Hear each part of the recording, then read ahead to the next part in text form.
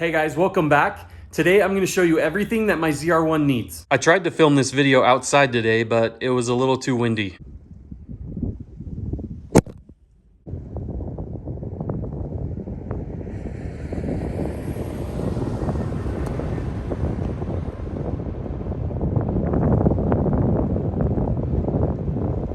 Alright guys, in my opinion, the best way to determine what a used car needs besides driving it and inspecting it is to clean it. Cleaning a car can really reveal a lot of the problems it may have. And I washed this car the other day and cleaned the interior.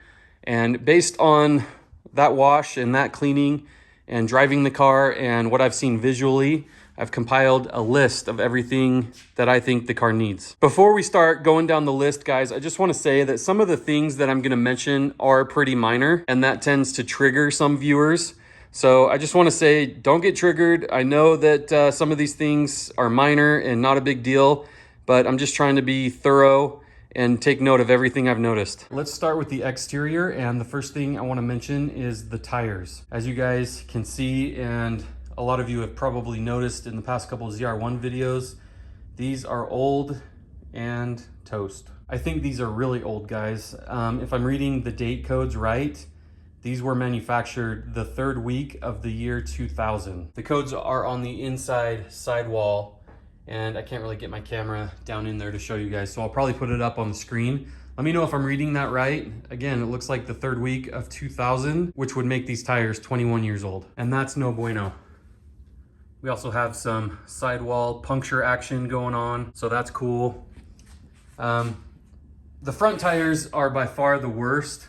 The back tires are not that bad, but again, they're really old and need to be replaced. And we have new ones. Here are 4 new tires in the stock tire sizes. I went with the Nitto 555 G2s, and they are girthy, guys, especially these 315s for the rear.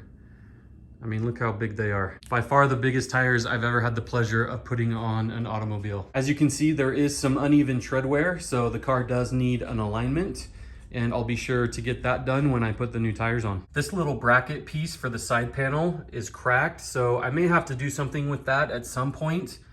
It looks like it's hanging on for dear life, but it's not flimsy at all, so I think I'll just let it ride for now and do something with it down the line. There's definitely bigger fish to fry. The exterior window sweeps need to be replaced. They are cracking in some spots, and I'm sure they're old, probably original to the car. So I need to get new ones, and I figure while I have the door panel off and am replacing the exterior ones, I might as well replace the interior ones.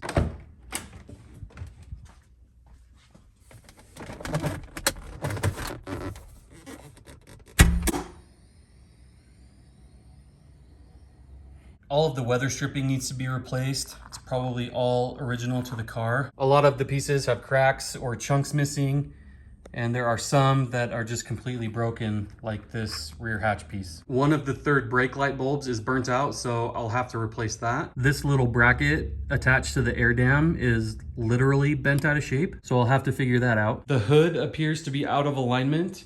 This is the passenger side, and as you can see, the hood kind of hangs over the bumper, whereas on the driver's side, it's a little more flush.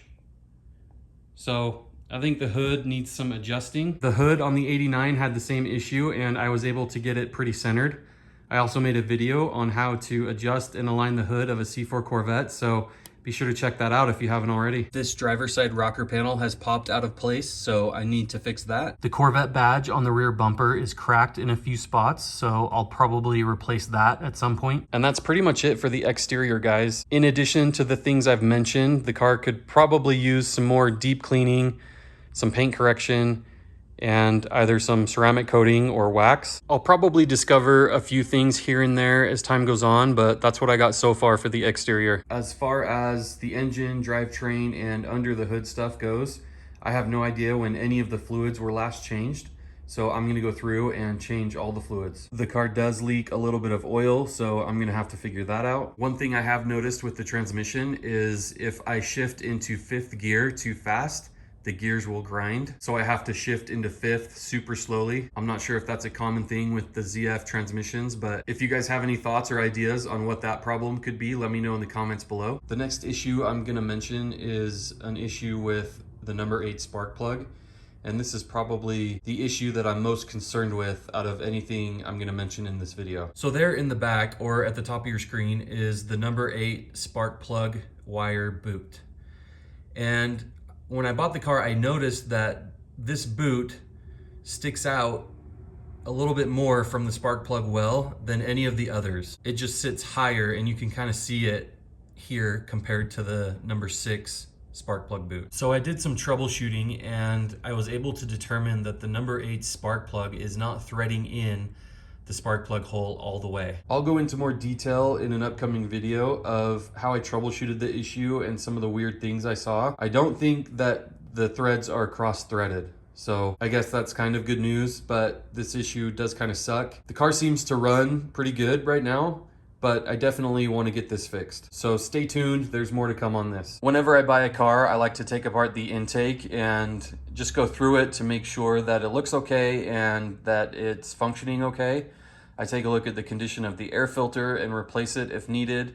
I like to clean the mass airflow sensor and just make sure that there's no obstructions preventing the car from breathing like it should. I did this on the 89 when I first got it, and I pulled out a ton of leaves. So this is definitely something I recommend doing. Also, as you can see, the engine bay is super dirty, so it does need a good deep cleaning. And that pretty much does it for the engine, drivetrain, and under the hood stuff. Moving on to the interior, the driver's seat needs to be recovered. And I've noticed that these side bolsters don't adjust.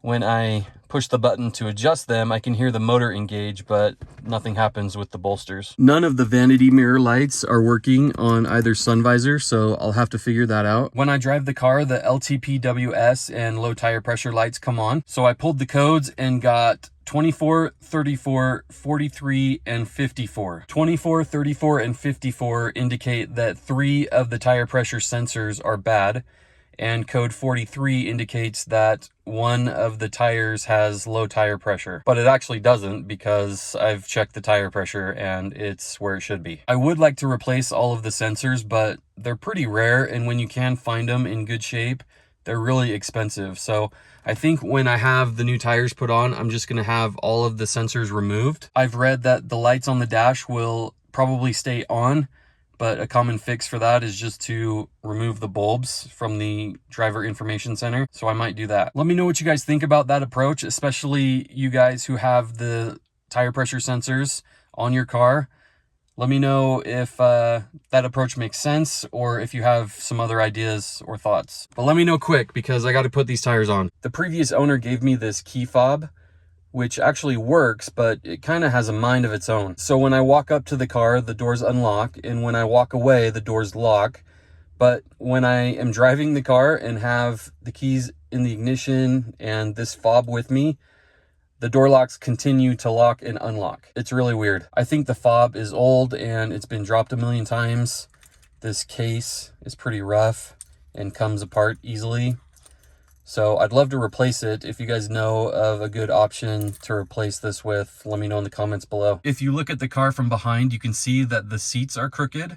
And from what I gather, this is caused by people jacking the car up from the wrong spot, and they end up deforming the underside of the car, causing the seats to go crooked. The 89 has the same problem, and I can get up underneath both cars and see where people tried to jack it up. So I need to look at that for both cars. The privacy cover doesn't stay in place properly. It just slides underneath the track, which is pretty common. I had the same issue with the 89.